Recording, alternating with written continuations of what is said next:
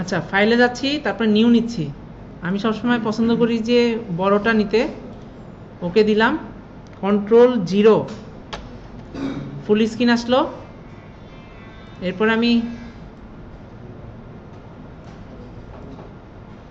এটাকে কি বলে, ইলিপ্টিক্যাল মার্কিউ টুলস, এটা দিয়ে রাউন্ড করলাম, কিন্তু শিফট চাপ দিয়ে ধরলাম যেন পারফেক্ট হয়।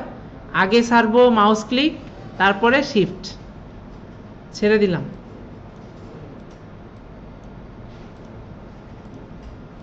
এটাকে একটু মাঝখান বরাবর নিয়ে আসলাম। ওহো, মাউস ক্লিকটা ডিস্টার্ব করতেছে।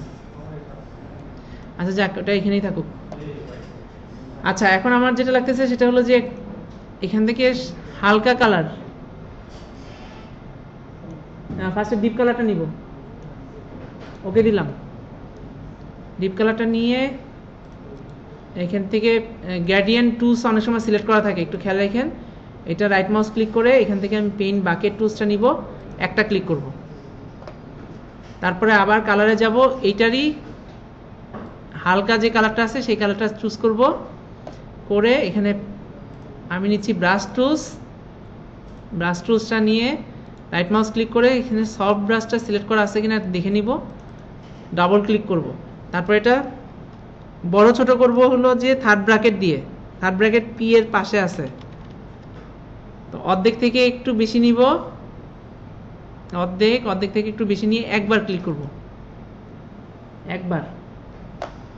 এবার যেটা হলো যে ডি সিলেক্ট করে নিতে হবে, সিলেক্টে গিয়ে ডি সিলেক্ট, যেটা Ctrl+D। আবার ইলেকট্রিক্যাল মার্কিউ টুলসটা নিয়ে এখান থেকে একটু চিকন করে নিব এটার উপরে মাথায়, যে সাদা যেন করতে পারি আমরা। এটার কালারটা হবে সাদা, সিলেক্ট করে নিলাম, এই কোনায় চলে আসলাম সাদার জন্য। আবার ব্রাশ টুলসটা নিলাম, এটাকে ছোট করে নিচ্ছি, অর্ধেক থেকে একটু বেশি নিব, অর্ধেক থেকে একটু বেশি, একবার ক্লিক করব। দুইবার দিছি কারণ দেখতে সুন্দর লাগার জন্য। যদি আপনাদের একবারই হয়ে যায় তাহলে একবারই দিবেন। আচ্ছা, তারপরে ডি সিলেক্ট করব, আবার সিলেকশনে গিয়ে ডি সিলেক্ট। আচ্ছা, এরপরে যেটা করব সেটা হলো যে লেয়ারটা তৈরি করব। লেয়ার, নিউ লেয়ার, নতুন একটা লেয়ার নিলাম। এটার উপরে এবার শ্যাডো করতে গেলে ব্ল্যাক কালার একদম নিচেরটা নিব, কোনারটা নিয়ে এটা সাইজ একটু বড় করে নিব, মোটামুটি এক সাইজ বড় করে নিলে হচ্ছে। একবার ক্লিক করব, একবার। তারপরে এডিট, ফ্রি ট্রান্সফর্ম, এই উপরে কোনায় নিয়ে গেলে, বক্সের উপর নিয়ে গেলে টেনে চিকন করা যায়, দেখেন। চিকন করে এন্টার দিব, এন্টার দিলে হয়ে যাচ্ছে। কিন্তু দেখেন এটার উপরে চলে আসছে, এটার উপরে একটা শ্যাডো চলে আসছে না? তো আমি যদি এই শ্যাডোটা দূর করতে চাই তাহলে এটাকে নিচের শ্যাডোতে দিয়ে দিলেই শ্যাডোটা দূর হয়ে যাবে। নিচের লেয়ারে, উপরের লেয়ারে দিলে শ্যাডোটা থাকবে। এটা আপনাদের ব্যাপার, কোনটা দিতে চাচ্ছেন। ঠিক আছে, বাসায় যে এটা প্র্যাকটিস করেন। সেভের ব্যাপারটা একটু বলে দিই। এই জিনিসটা তো কাজ করলাম, সেভ করব কিভাবে, দেখতে সুন্দর লাগার তো সেভ করতে হবে। তো ফাইলে যাব, ফাইলে গিয়ে সেভ অ্যাজ, ফাইলে গিয়ে সেভ অ্যাজ, সেভ অ্যাজে গিয়ে এখানে একটা নাম দিব, ধরেন ম্যাজিক বল।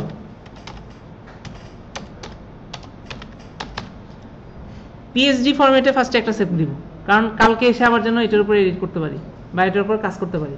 তো প্রথম ফরম্যাটটা হবে পিএসডি। আমি এখানে ফোল্ডারের নাম লিখে সেভ করি, আপনারা নিয়ে যেতে পারবেন। গ্রাফিক্স ক্লাসের মধ্যে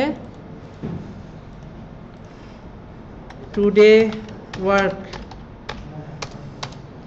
আচ্ছা, ম্যাজিক বল পিএসডি নামে একটা সেভ করলাম। নেক্সট সেভ করব, সেভ অ্যাজে গিয়ে জেপিজি সেভ করলাম একটা। নেক্সট সেভ করব পিএনজি, তিনটা ফরম্যাটে সেভ করব, তিন ফরম্যাটে। কালকে দেখা দিয়েছিলাম না ফরম্যাট তিনটা, দেখেন। বল এই যে একটা হয়েছে, এইটা একটা হয়েছে, দুইটার মধ্যে পার্থক্য আছে। জেপিজিতে দেখেন সাদা রঙের একটা বর্ডার ধরে রাখছে, দেখছেন? এটা একটা সাদা বর্ডার আছে। পিএনজিতে কোনো বর্ডার নাই, তার মানে আমি যে কোনো ব্যাকগ্রাউন্ডে এটা বসাতে পারবো। পিএনজি, জেপিজি পারবো না। জেপিজি বসাইলে দেখতে সুন্দর লাগবে না। তারপরেও ছোট্ট করে দেখাই দিই, যে কালকে দেখাইছিলাম, অনেকে মিস করছেন, সেটা হলো যে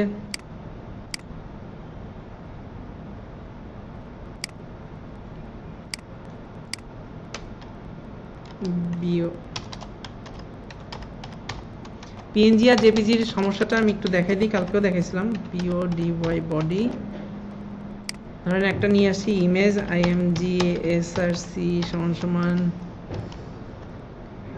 এটার নাম কি, magic ball, magic, magic underscore BALL dot underscore হবে না মনে হয়, মাইনাস জেপিজি।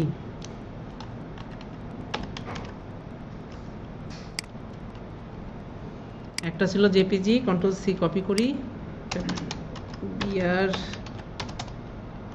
আর এটা ছিল পিএনজি, সেভ অ্যাজ,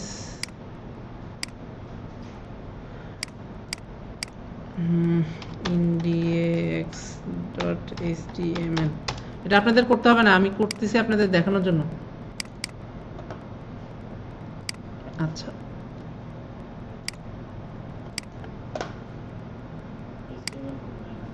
না এটা ঠিক আছে, যে ম্যাজিক বলের মাইনাস তো নাই, মাইনাসটা নেয়নি, কন্ট্রোল এস। দেখেন আমার দুইটা ছবি আসছে না এখানে বলের, তো প্রবলেমটা কোথায় গিয়ে দাঁড়াচ্ছে, আমি বডির যদি কালার করা, আমার ব্যাকগ্রাউন্ড যদি কালার থাকে অন্য কালার, BGCOLOR, আমার যদি ব্যাকগ্রাউন্ড থাকে, আপনারা কি দেখতেছেন ব্যাকগ্রাউন্ড? নীল দেখেন, তার মানে ব্লু, BLUE, কন্ট্রোল এস। দেখেন এটা হলো পিএনজি ফরম্যাটে ছিল, পিএনজি ফরম্যাটে বলটা সুন্দর দেখাচ্ছে, জেপিজি ফরম্যাটে ওই সাদা রঙের স্পেসটা ধরে রাখছে। আমরা ওয়েবসাইটের জন্য যখন ডিজাইন করব, তখন জেপিজি ফরম্যাটে যদি ডিজাইন দেন আর ক্লায়েন্টের ব্যাকগ্রাউন্ড যদি এরকম হয়, তাহলে ম্যাচ করবে না, সাদা অংশটুকু ধরে রাখবে। কিন্তু পিএনজি ফরম্যাটটা আবার সুন্দর করে দেখাচ্ছে। তাহলে আমরা তিনটা ফরম্যাট, পিএসডি, পিএনজি, জেপিজি মাথায় রাখবেন। পিএনজি এর কাজটা কি? পিএনজি তে কোনো ব্যাকগ্রাউন্ড থাকবে না, কোনো ব্যাকগ্রাউন্ড থাকবে না। যদি আপনারা ট্রান্সপারেন্টে কাজ করেন তাহলে ব্যাকগ্রাউন্ড থাকবে না। যদি জেপিজি হ্যাঁ, ট্রান্সপারেন্টে কাজ করলে পিএনজি ফরম্যাটে লাগতে হবে।